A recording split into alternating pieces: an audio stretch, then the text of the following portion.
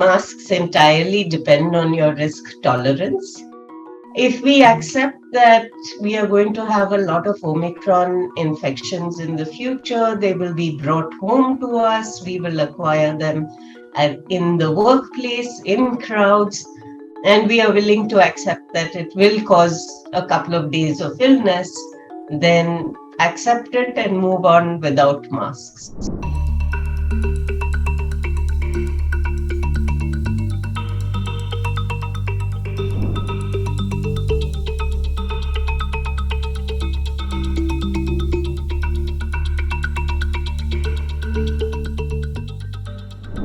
We should be thinking about our own situation based on what we see around us. And what is it that we see? We see a healthcare system that is handling cases quite well. We have seen that testing has crashed, but that's okay. You test when you have lots of sick people or a reason to worry. We are not seeing the lots of really sick people flooding into hospitals.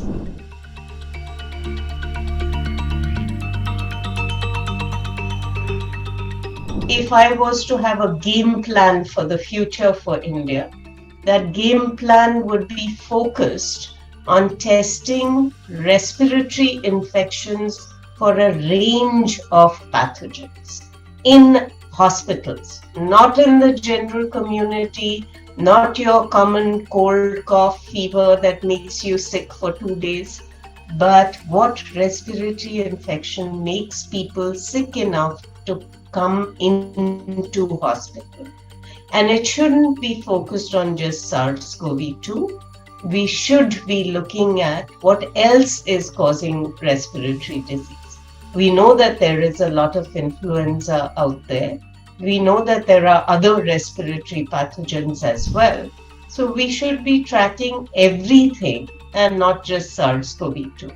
If you call that endemic, and I do, then SARS-CoV-2 is endemic.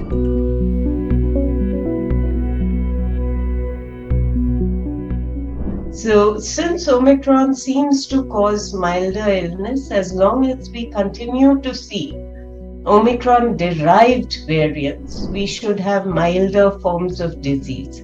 Does this mean that we are never going to have a variant with severe disease again? I don't think there are any guarantees of that, and that speaks to why it continues to be important to monitor both the clinical picture and the genome. For people who are specially vulnerable, for whom vaccines don't necessarily protect very well, and who have comorbidities, I think it still makes sense for them to assess their own risk tolerance. And if there is a lot of disease, lot of infection around, then they should be wearing masks. But as I said, masks work, but the use of masks consistently really depends on your risk tolerance. Absolutely, we should be looking at what should be the frequency of boosting and what should we be boosting with. So for example, with mRNA vaccines, you get a really high antibody response and then it crashes. You inject again, antibodies go up to a high level again, and then it crashes. By the time you get to the 4th dose, your boosts are getting less and less each time. However, with some of the adenovirus vectored vaccines, you actually see that the immune response takes a much longer time to mature.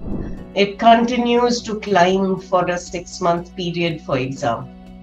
So I think assessing which combination of vaccines gives us the best immune response, both antibodies as well as a cellular response that lasts for a long time, is really important. I think it's time to move to think about other diseases in India now. From studies in other parts of the world, we know that hybrid immunity that comes with a combination of vaccination and infection, is the best immunity to have, because you get some amount of local protection as well as protection through antibodies in your bloodstream. So I think we have, and the rest of the world should be thinking about what our other priorities are, what got neglected during the pandemic, how do we build stronger health systems.